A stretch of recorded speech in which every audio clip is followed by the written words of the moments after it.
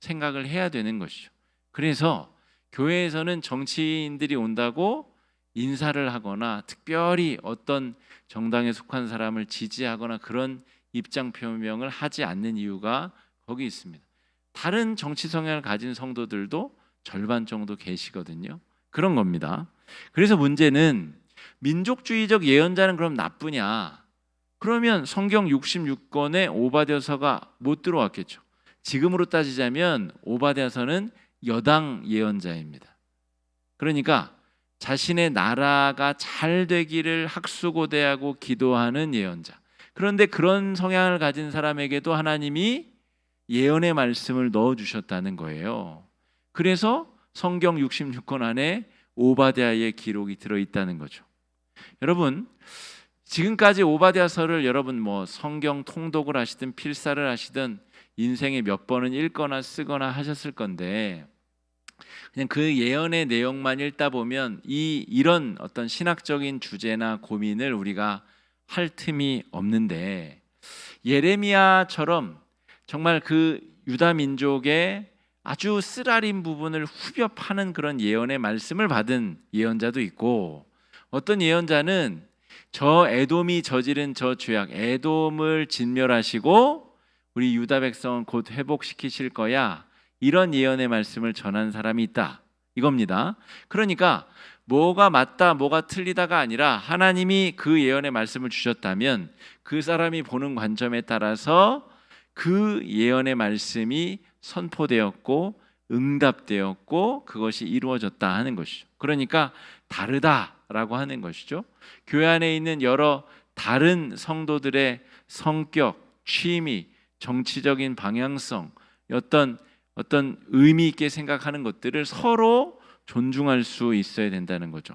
그래서 여러분, 목장 모임 할 때라든지 성도들끼리 카톡을 주고받는다든지 할 때 그 개인적인 성향을 주지시키다거나 아니면 확장시키려고 교회 안에서는 안 그러시는 게 좋습니다. 서로 다양성을 인정하고 존중하고 그런 것이 중요하기 때문에 그것 강조하려다가 더 중요한 신앙생활에 시험이 들거나 문제가 생길 수 있기 때문에 그렇다라고 하는 거죠. 그래서 여러분, 목장 모임 시간에는 무엇만 가지고 이야기를 나누죠? 말씀만 가지고 말씀을 소재로만 이야기를 나눠야 됩니다. 우리 목장 모임이 20년도에 시작이 됐는데 그때만 해도 그 모임 자체가 낯설고 익숙치 않아서 어떤 모임들에는 정치적인 이야기를 하다가 그 이야기를 듣기 싫은 사람이 화를 내기도 하고 그런 이야기 그만하라는 이야기를 하기도 하고, 그 모임이 끝난 다음에도 또 카톡이나 메신저로 자신의 정치적 주장을 이야기하다가 갈등이 불거지는 경우가 그 당시만 해도 있었습니다. 근데 요즘에는 제가 알기로는 거의 없는 것 같아요. 제가 그런 얘기 못 들어본 것 같아요. 그러니까 이 오바댜서를 통해서도 우리가 굉장히 중요한 신앙 공동체의 원리를 깨닫게 된다는 것이죠. 그리고 그것이 내가 가진 편협한 생각을 극복하게 만드는 굉장히 중요한 역할을 한다 할 수가 있겠습니다. 자, 옳고 그름의 문제가 아니라 하나님이 예언의 말씀을 주셔서 예언을 한 예언자라면, 그리고 성경 66권에 편입되었다면 그 사람의 예언이 하나님께서 주신 말씀이고 내가 생각하는 것과 다르다 할지라도 그것이 틀린 것은 아니다 하는 것입니다. 자, 세 번째, 우리 타인. 지금 이 오바댜서가 관심을 가지고 있는 게 뭐예요? 에돔이 뭘 잘못했는가인 거예요.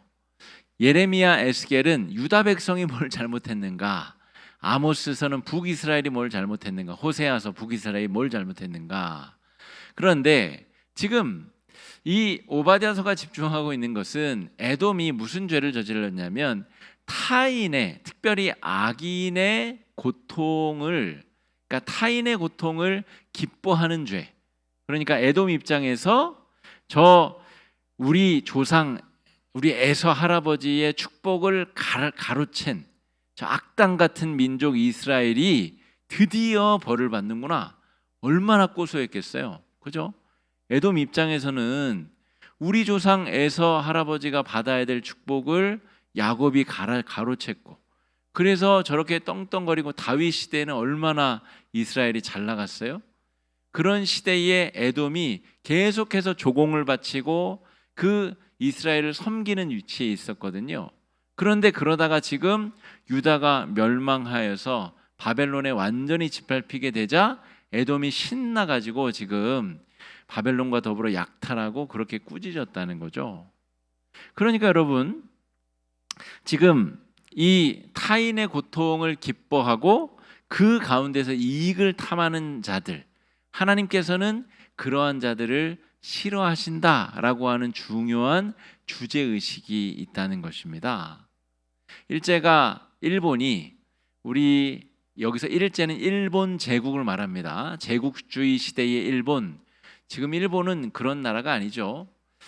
그런데 그 일본이 과거에 저질렀었던 그 잘못 때문에 사실은 우리나라 민족은 일본과 뭘 하기만 해도, 가위바위보를 해도 일본 사람하고는 이겨야 됩니다. 무조건 이겨야 됩니다. 짓밟아야 그나마 우리가 당한 수치와 모욕을 씻어낼 수 있다라고 생각하는 거죠. 그래서 일본이 뭐 안 좋은 일 생기면 막 신나는 마음이 생기고 그럴 수 있는데, 인류 보편적인 가치의 인권과 인륜의 차원에서 볼 때는 그 사람이든 우리든 고난이 닥치면 참으로 힘든 일이고, 게다가 생명을 잃거나 어려운 일이 닥치면 그처럼 고통스럽고 어려운 일이 없다는 거죠. 특별히 지진이 많이 나는 일본, 해일 피해가 많은 일본, 또 태풍이 오면 우리 나라로도 오기도 하지만 대부분 일본을 관통해 지나가면서 일본에 막심한 피해를 입히잖아요. 그때마다 우리 마음이 막 기쁘고 즐겁고 뭐 그런 거를 어쩔 수는 없지만, 우리가 이 오바댜서를 통해서 일본이라는 나라를 본다고 할 때 그들이 저지른 그 악한 행동들, 또 지금도 사과하지 아니하고 그런 태도들을 우리가 그냥 정말 그들의 고통을 기뻐하고 즐거워하고 그 가운데서 우리가 어떤 이익을 탐할 것인가, 그런 마음은 우리 그리스도인들의 마음이어서는 안 된다라고 하는 중요한 오바댜서의 교훈이 있다는 거죠. 그들도 구원받아야 될 예비 성도들이고, 하나님 나라를 언제든 상속받을 수 있는 하나님의 자녀 될 수 있는 사람들이다라고 하는 거죠. 그들이 정말 아무리 많은 선교사들이 들어가서 복음을 전해도 그들의 민족 어떤 그 신앙, 그것이 다신교 문화이기 때문에 그 예수의 복음이 더 이상 파고들 수 없는 그 연약함 자체가 그들의 민족이 떠안을 저주의 내용이다. 그렇게만 생각해도 훨씬 더 우리의 마음이 중보기도하는 마음으로, 그들에게 안타까운 마음으로 일본을 향해서 우리가 기도하고 바라볼 수 있을 줄 믿습니다. 우리 오바댜서 15절 말씀 우리 한번 읽어보겠습니다. 시작. 여호와께서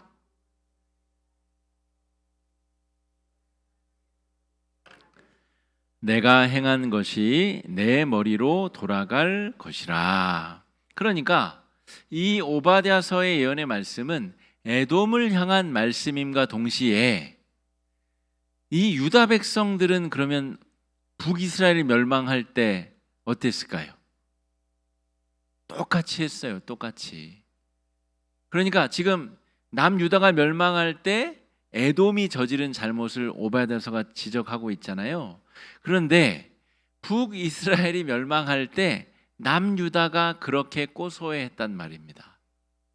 야, 저 사람들 우리 다윗 할아버지 그 통치했을 때는 꼼짝 못하다가 우리 솔로몬 우리 할아버지 죽고 나서 우리 민족을 배신하고, 덩어리는 북이스라엘이 훨씬 크고 경제적으로도 훨씬 윤택하였습니다. 그래서 남유다가 늘 시달렸거든요. 그런데 아수르가 북이스라엘을 먼저 침략하여 정복하자 남유다 백성들이 그렇게 고소했습니다. 역시 성전이 있는 우리 유다는 멸망하지 않아. 성전이 없는 저 북이스라엘은 멸망해도 싸다, 이렇게 생각했다는 것입니다. 그러니까 이 오바댜서는 에돔을 향한 말씀임과 동시에 유다 백성들, 야 너네들 북이스라엘 너희 동포들 멸망할 때 그렇게 고소해하고 즐거워하고 통쾌했지. 너희들이 한 고대로 너희가 받을 것이다. 너희가 저지른 죄악이 네 머리로 돌아갈 것이다. 그러면 여러분, 이렇게까지 신학적인 생각이 가다 보면 아주 무시무시하고 섬뜩하지 않습니까? 에돔을 향한 말씀이 곧 나를 향한 말씀이다, 이렇게 이해가 된다는 거죠. 한 걸음 더 나가 볼까요? 에돔 사람들도 우리 유다 백성들처럼 정말 하나님의 축복과 구원을 받을 하나님의 은총 아래에 있는 사람들이다. 우리나 에돔 사람들이나 크게 다르지 않다라고 하는 관점에서 만민에게 전해지는 복음, 이런 중요한 상징, 주제의식이 오바댜서에 있다라고 하는 것입니다. 오바댜서, 요나서는 비슷한 내용이에요. 그 예언의 말 자체보다도 그 더 포괄적인 의미, 유다 백성뿐 아니라 에돔 사람들도 다른 민족 사람들도 하나님께서 기회만 있으면 구원받게 할, 구원받아야 될 사람들이다, 이런 주제의식을 가지고 있다는 것입니다. 자, 요나서로 한번 건너가 보겠습니다. 요나서는 우리가 잘 정신을 차리고 이 시간 따라오셔야 됩니다. 요나서의 주제는 왜곡된 선민 사상을 꾸짖는 것입니다. 그러니까 요나서의 이야기 자체가 너무 재밌기 때문에 이야기를 따라가다 보면 주제를 놓쳐버리는 경우가 있어요. 뭐가 핵심인가를 놓쳐버릴 경우가 있는데, 요나를 통해서 하고 싶으신 하나님의 이야기는 바로 왜곡된 선민 사상을 뜯어고치라는 것입니다. 자, 요나서가 기록이 됐어요. 그 요나서는 어느 민족을 위해서 쓰여진 예언서일까요? 누구를 위해서? 니느웨에 가서 회개하라 선포를 하잖아요. 니느웨는 아수르의 수도입니다. 그러니까 요나서의 외침은 아수르를 향한 것이냐? 그렇지 않아요. 요나서는 북이스라엘 사람들한테 읽으라고 씌워진 책입니다. 그러니까 북이스라엘 사람들이 무슨 잘못된 생각을 하고 있었냐면, 우리는 선택된 민족이야. 다른 민족들은 멸망당하고 그냥 무너져도 싸. 하나님이 저들을 벌 주셨으면 좋겠어. 그런 왜곡된 선민 사상으로 가득 차 있다는 거죠.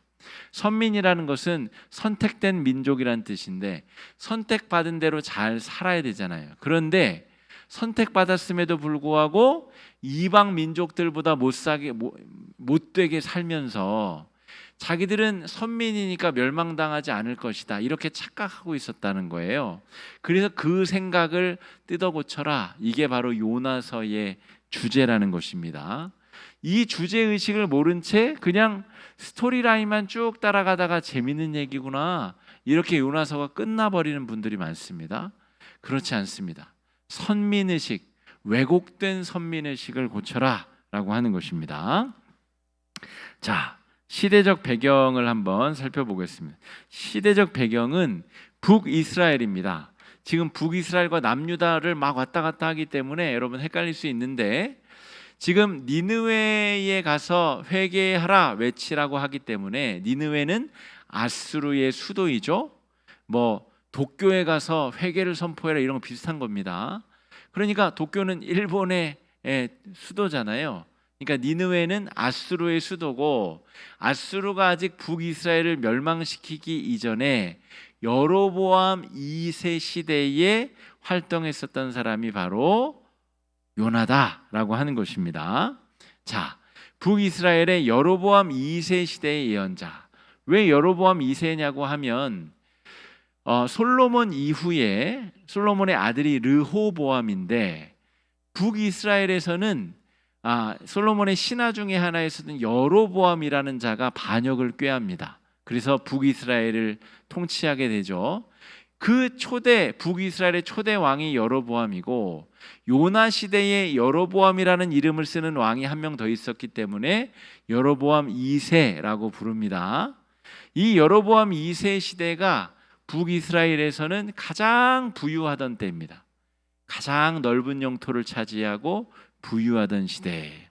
하나님이 복을 주신 시대였던 거죠. 그리고 여차저차 해가지고 주변의 이방 민족들이 자기들끼리 싸우느라고 북이스라엘을 가만히 내버려 뒀어요. 그래서 태평성대가 이루어지고 나라가 부강했었던 시대가 바로 여로보암 2세의 시대이다.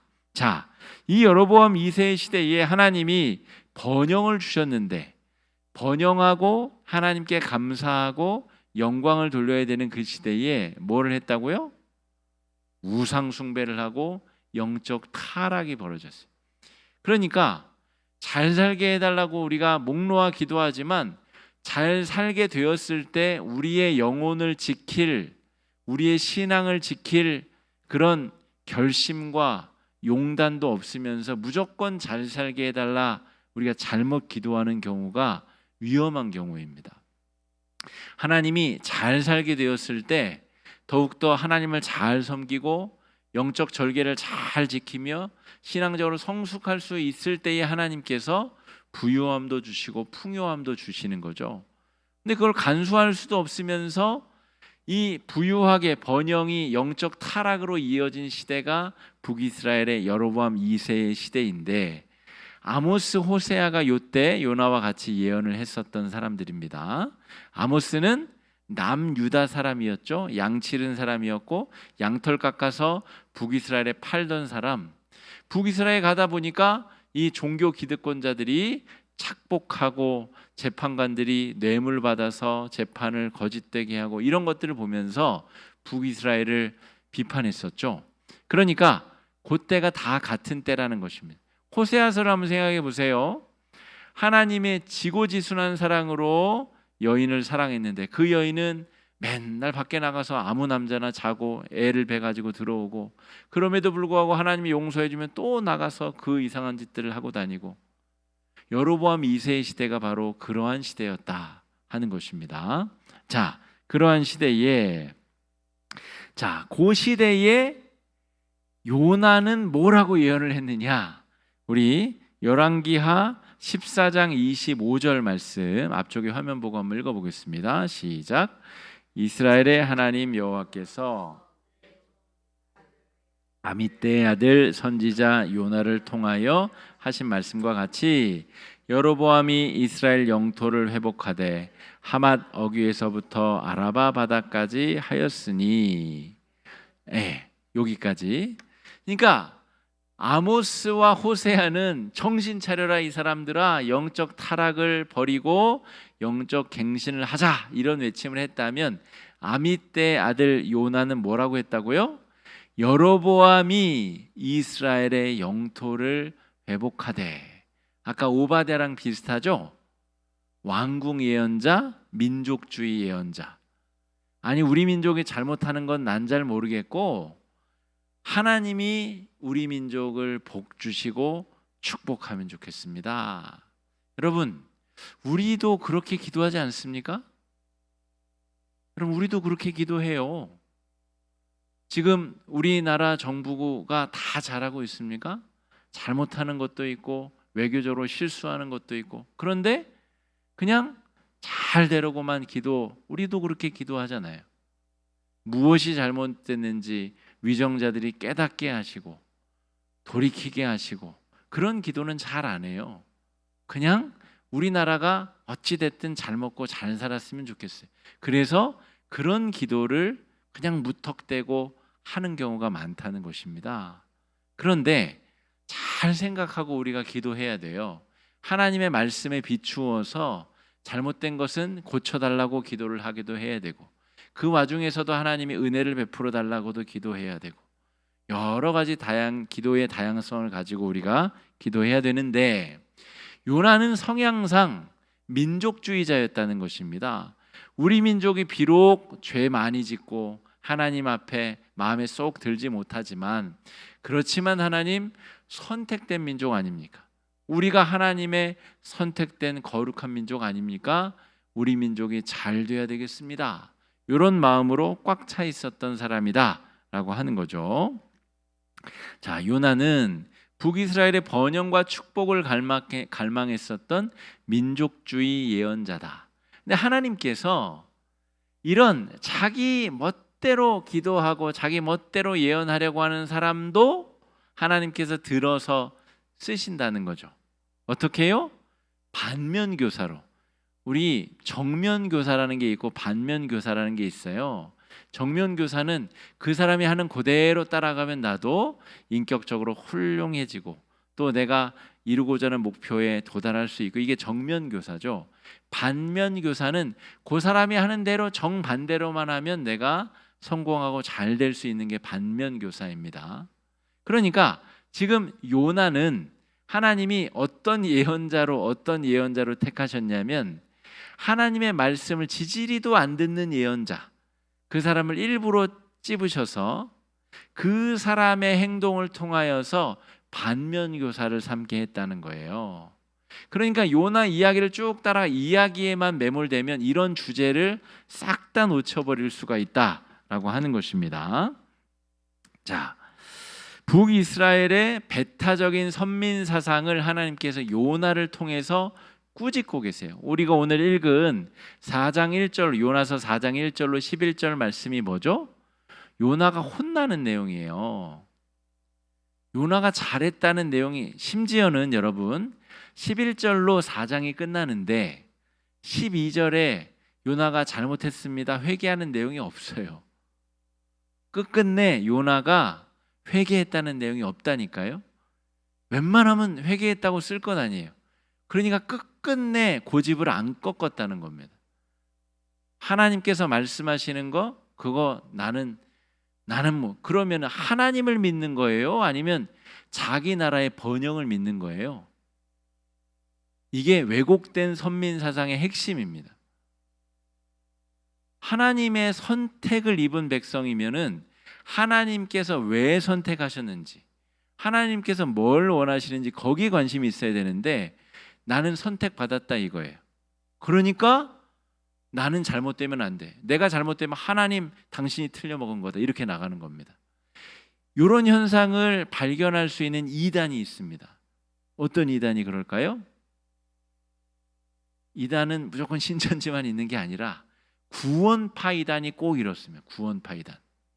내가 회심하고 구원받은 경험, 시간, 느낌, 어떤 말씀, 그것이 너무 중요해져 버려가지고 한 번 딱 내가 구원의 낙인을 딱 받았으면 이젠 무슨 짓을 저질러도 나는 천국 간다, 이런 왜곡되고 유아기적인 구원관을 가진 것이 구원파 신앙 이단입니다. 굉장히 위험한 신앙이고요. 그런 신앙을 잘못 가졌다가는 이 왜곡된 선민 사상에 매몰되어서 온갖 추악한 만행들을 다 저지르고 다닐 수도 있다라고 하는 것입니다. 자, 하나님이 선택해 주셔서 선민이 됐는데, 하나님, 이제 하나님 별로 중요하지 않아, 나는 선택됐다는 사실 자체만 너무 중요해, 나는 선택됐으니까 우리 민족은 무조건 잘 돼야 돼. 여러분, 이런 회개망측한 신앙이 어디 있어요? 그런데 당시에 북이스라엘의 신앙이 그랬다는 겁니다. 아모스서와 호세아서로 다시 한번 돌아가 보세요. 우리는 하나님 백성이니까, 내가 지금 죄짓고 지금 성소에 가가지고 제사도 드렸으니까 집에 가는 길에 내가 바알 산당에 가서 창기랑 같이 내 욕정도 풀고 내가 바알 신에게 제사도 드리고, 그게 뭐가 잘못이야? 내가 성전에 가서 내 죄도 씻고 다 제사 드릴 거 했는데 난 잘못한 거 없어. 이런 회개망측한 신앙이라는 거예요. 이 왜곡된 선민 사상, 굉장히 중요한 이야기를 요나서가 다루고 있어요. 우리 신앙에 있어서도 이 요나서를 통해서 우리가 깨우치고 변화하고 성찰할 부분들이 굉장히 많다는 것입니다. 자, 하나님께서는 왜 이스라엘 백성을 택하셨는가? 선택한 민족, 선민 아니에요? 왜 택하셨는가? 이 민족이 모델 민족인 것입니다. 이 민족이 아무 특권이 없는 상태에서 그냥 선택받았잖아요. 뭔가를 잘해가지고 선택받은 게 아니에요. 아브라함 할아버지가 뭘 하나님께 특별히 해서 선택받은 게 아니에요. 자기 스스로 아무것도 할 수 있는 능력이 없기 때문에 선택을 받은 거죠. 히브리 노예들이 애굽에서 탈출을 할 때에도 뭔가 잘나서 선택받은 게 아니에요. 용맹하고 더 기술이 많은 민족은 애굽, 블레셋, 그 당시에도 더 탁월한 민족들이 많았습니다. 그런데 왜 하필 이 히브리 노예들을 하나님께서 택하셨나요? 왜 75세의 아브라함을 택하셨나요? 그냥 은혜입니다. 그 선택의 은혜를 받은 것은 그 모델을 통하여 많은 사람들도 구원의 희망을 가지고 저렇게 살아가는 것이 인간적으로 맞는 거구나. 내 유한성을 극복할 수 있는 유일한 길은 하나님과 더불어 하나님을 섬기며 살아가는 것이구나. 그것을 깨닫게 하는 것이죠. 그러니까 만민을 구원하기 위해서 선택받은 것이 선민인 것이죠. 그런데 그 선민에 부합하는 삶을 살지 못할 때 어떤 일이 벌어지죠? 하나님의 아들이 이 땅에 오셨는데도 못 알아보고 하나님의 아들을 십자가에 달아 죽이기도 하고 여지껏 예수 그리스도를 하나님의 아들로 인정하지도 못하는, 이제 더 이상 선민이 아니라는 말입니다. 그 당시에 하나님이 기회를 주셨고 그때 하나님께서 부르셨는데 그 왜곡된 선민 사상에 빠져서 영영 잘못된 길로 가버린 사람들, 그러니까 지금 우리가 선민들이라는 것이죠. 예수가 누구인지를 아는 사람들, 예수의 보혈로 구원받은 사람들, 예수의 생명으로 새롭게 된 사람들, 저와 여러분 우리들도, 여러분 아까 오바댜서의 내용 아시죠? 에돔을 비판하지만 에돔이 저지르고 있는 그 똑같은 짓을 우리가 저지를 수도 있다는 것입니다. 그러니까 우리가 하나님의 선택된 민족인데 왜곡된 선민 사상에 잘못 빠지게 되면 우리도 어느 순간 하나님을 믿고 있는 게 아니라 내가 구원받았다는 사실 속에 빠져서 엉뚱하게 신앙생활하고 잘못 기도하고 구할 수도 있다라고 하는 것입니다. 지금 우리가 예언서 말씀 살피고 있죠. 예언서 말씀은 듣기 좋은 말이 하나도 없어요. 그냥 혼나는 말이기 때문에 그 내용 자체가 재미있지가 않습니다. 대신에 우리의 머리에 경종이 울리고, 경종이 뭐죠? 건물마다 불나면 따라라락 울리는, 아주 그냥 시끄럽게 울리는 소리가 경종이라는 뜻입니다. 우리의 머릿속에 지금 경종이 울려야 됩니다. 나는 하나님 잘 믿고 있나? 나는 바른 신앙 위에 서 있나? 왜곡된 선민 사상에 갇혀 있진 않은가? 잘 돌이켜 봐야 된다는 것이죠. 자, 요나서가 담고 있는 또 재미난 주제가 바로 이것입니다. 선민다운 선택을 하는 이방인이 있고 이방인다운 선택을 하는 선민이 있다는 거예요. 굉장히 재미있는 서사 구조로 요나서가 쓰여졌는데, 자, 요나가 이제 하나님의 명령을 거부하고 다른 도시로 떠나죠. 배 타고. 그러자 풍랑이 일어서 선원들이 그 원인 책임을 다 구하다가 배 밑창에서 자고 있었던 요나를 발견하게 되죠. 요나가 순순히 나 때문이라고 얘기를 해요. 그러면 선원들은 어떻게 선택을 해야 되죠? 요나를 죽여버려야죠. 하나님을 믿는 사람들도 아니고 이방 선원들인데 야, 너 때문이야? 바로 던져버려야죠. 그런데 그 선원들이 어떤 선택을 한다고 기록이 되어 있냐면 배의 물건들을 다 내다버립니다. 이방인들인데 하나님의 백성 같은 선택을 하고 있다는 거예요. 그걸 굳이 하나님이 기록을 해놓은 겁니다. 야, 너네가 선민인 것 같지? 이방인들이 더 나아. 그렇게 기록해 놓은 거예요. 자, 요나가 니느웨에 가가지고 사흘길을 걸어다니면서 크게 외쳐야 될 거리를 설렁설렁 대충 변두리를 살짝 돌면서 들릴 듯 말 듯하게 외쳤는데 니느웨에서 무슨 일이 벌어져요? 왕부터 짐승까지 다 제 위에 앉아서 회개하고 돌이킵니다. 그러니까 명확하게 들리지 않는 그 음성을 듣고도 이방의 나라가 회개를 했다는 거예요. 이거는 하나님의 백성들이 안 하는 행동을 이방인들이 오히려 하고 있다는 겁니다.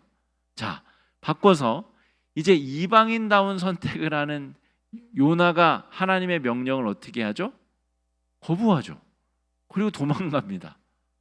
하나님이 하라고 한 얘기를 안 지켜요. 이방인다운 선택을 하는 거죠. 이방인 같은 삶. 그러니까 자칭 선민들이라고 하는 사람들이 이방인들인 거예요. 무슨 근거로 너희가 선민이라고 하느냐? 증거를 내라. 하나님께서 묻고 있는 겁니다. 자, 4장에서 지금 이 박넝쿨 때문에 지금 요나가 자살하려고 그러잖아요. 근데 그 문맥을 읽어보면 박넝쿨과 뜨거운 태양 때문이 아니라 니느웨 사람들이 회개하고 불덩이가 거기 떨어지지 않았기 때문에 그게 열불이 나서 죽겠다는 거예요. 태양빛 때문에 죽겠다는 게 아니라 하나님이 내 뜻대로 움직이지 않고 하나님 불 내리라니까 왜 유황불 안 내리고 왜 용서하는 겁니까? 그게 화딱지가 나서 우라통이 터져서 죽겠다는 거예요. 여러분, 이런 사람이 선민이 맞습니까? 오히려 이방인들이 더 하나님의 백성과 같은, 그러니까 요나서의 주제 의식을 분명히 아시겠습니까? 하나님의 구원 계획은 만민을 향해서 열려 있다는 것이죠. 그리고 그 구원의 역사를 위해서 어떤 때에는 히브리 민족이 선민이 되기도 하고, 지금 이 시대에는 지금도 우리 구원의 이 복음의 등불이 우리 대한민국에서 많이 꺼져가고 있지 않습니까? 우리가 80년대 90년대 하나님이 복 주시고 은혜 주셔서 얼마나 많은 선교사를 파송하고 선교의 열정과 불을 태웠습니까? 우리가 그 당시에 하나님의 선택받은 그런 민족이었, 전 세계에 복음의 빛을 비추는 사람들이었는데 지금은 그 영광이 다 어디로 갔냐 이 말입니다. 유럽 교회가 텅텅 비어가는 모습을 우리가 그대로 닮아가고 있지 않습니까? 교회가 노령화되고 교회 건물이 술집으로 팔려가는 일들을 우리가 그대로 답습해가고 있지 않느냐라고 하는 것이죠. 그러니까 요나서를 통해서 우리가 굉장히 중요한 내용들을 살피고 묵상할 수 있다 하는 것입니다. 자, 미가서로 오늘 한번 넘어가 보겠습니다. 내용이 많아가지고 긴데요. 자, 미가는 다시 남유다로 내려옵니다. 남유다의 예언자인데 지방 출신이에요. 그러니까 예루살렘으로 치자면 서남쪽 저 블레셋 바닷가에 위치한 곳에 이제 지방 출신의 제사장 출신도 아닙니다. 그냥 마을의 장로, 마을의 어른 역할을 하는 그런 지방 관료 혹은 지방의 그냥 장로 노인이라는 뜻이죠. 이 사람이 예루살렘의 심판을 예언하고 있다라고 하는 것이 미가서의 내용입니다. 모레셋이라고 하는 땅은 예루살렘 서남쪽으로 40km. 그러니까 블레셋의 가드. 블레셋은 지금의 팔레스타인, 지금도 있어요. 블레셋의 후손들이 팔레스타인 사람들입니다. 이 블레셋 사람들이 철기 문화, 이 유다 이스라엘 백성들이 청동기 문화 때 철기 문화를 이미 가졌기 때문에 당시에 굉장히 위협적인 그런 존재였어요. 그런데 이 미가의 지파가 상속받은 땅이 어디냐면 하필이면 블레셋 옆이었다는 거예요. 그러니까 얼마나 약탈과 수탈이 심했겠으며 얼마나 큰 어려움을 겪었겠어요. 게다가 이 지방 사람들은 정말 쫄쫄 굶어가면서 피골이 상접해 가는데 예루살렘에 가봤더니 예루살렘의 대제사장과 종교 지도자들은 잘 먹고 잘 살고 왕들은 불편함이 하나도 없이 왕족과 일가가 잘 먹고 잘 살더라는 거예요. 그것에 분기탱천했을 때에 하나님이 주신 예언의 말씀이 미가서의 내용이다. 이렇게만 기억하셔도 미가서의 내용을 우리가 이해했다고 볼 수가 있겠습니다. 자, 예루살렘은 거룩한 하나님의 도성이어야 하지만 범죄와 이익에 눈먼 자들의 도시이다. 그곳에 가면 하나님께 참으로 제사하고 예배할 수 있을 줄 알았더니 거기 갔더니 정말 온갖 수탈과 약탈과 학살이 벌어지는 곳이더라.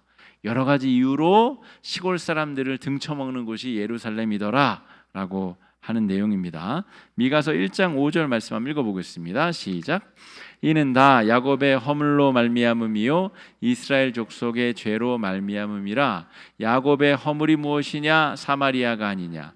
유다의 산당이 무엇이냐? 예루살렘이 아니냐? 여기서 사마리아는 북이스라엘 수도인데 사마리아가 왜 언급되냐면, 야 예루살렘, 너희 똑바로 안 하면 북이스라엘처럼 쫄딱 망한다, 사마리아처럼 된다, 이런 말입니다. 사마리아와 예루살렘이 언급되지만 예루살렘을 향한 예언의 말씀이다 라고 하는 것입니다. 자, 신앙은 그래서 정치, 사회, 경제, 문화, 신앙의 영역과 삶의 영역이 다르지 않다는 것이죠.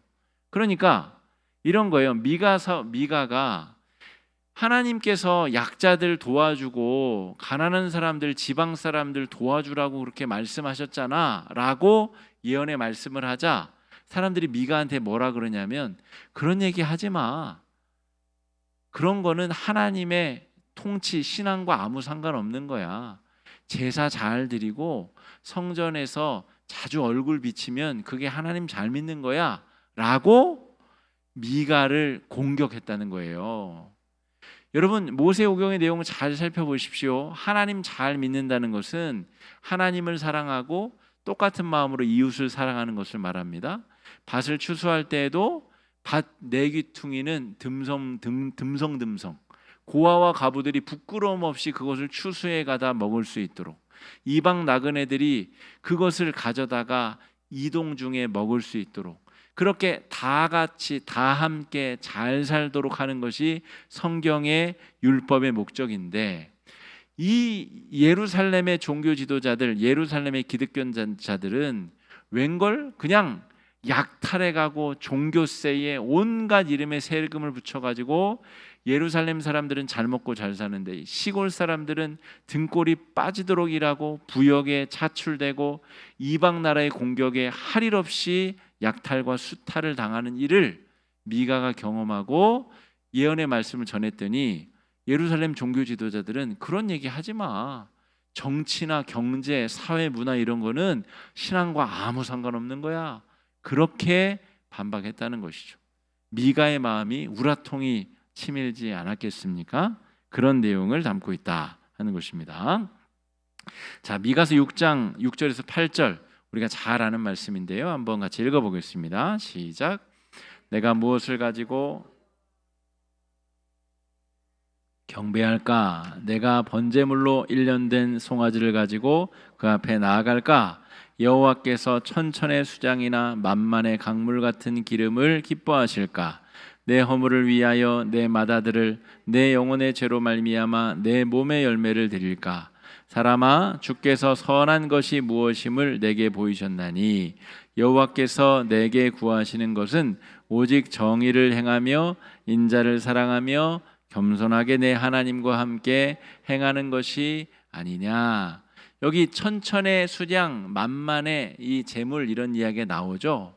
예루살렘 지도자들은 야, 이것만 잘하면 정치, 경제, 사회, 문화 우리가 다 해먹어도 하나님 괜찮다고 하시는 분이야. 제사만 똑바로 드리면 돼. 그렇게 백성들을 호도했다는 말입니다. 요즘에도 교회에서 신앙생활과 삶을 완전히 분리시키는 그런 잘못된 메시지를 전하는 교회들이 있죠. 교회에서 봉사 잘하고 헌금만 잘하면 세상에 나가서 당신들이 무슨 짓을 저지르든 나는 상관하지 않을게, 이런 목사들이 간혹 있더라는 말입니다. 그렇지 않습니다. 주의를 잘 지킨다는 것은 세상에 나가서 그리스도인답게 잘 살기 위해서 힘을 얻기 위한 그런 시간인데, 이것이 착각되어서는 안 된다라고 하는 것이죠. 하나님이 원하시는 것이 정녕 무엇인가? 자, 내가 원하는 것을 하나님께 강요하는 것이 아니라 하나님이 원하는 것을 순종할 수 있는 능력이 필요하다는 것이 미가서의 내용입니다. 그래서 당대에 함께 예언했었던 아모스와 호세아와 이사야의 예언의 말씀들이 이 미가서 6장에 응축되어져 있습니다. 정의를 행하며 또 하나님을 사랑하며 또 하나님과 함께 겸손히 행할 것 아니냐라고 하는 이 세 가지 주제 의식이 당대 같이 활동했었던 미가서 안에 그대로 들어있다라고 하는 것입니다. 우리 함께 오늘 시간이 강의 시간이 너무 길어져 가지고요. 우리 함께 생각해 볼 주제 질문을 좀 한번 읽어보겠습니다. 우리가 하나님의 자녀로 선택받은 은혜를 입게 되었는데 은혜 받은 사람은 어떤 마음가짐으로 살아야 되는가?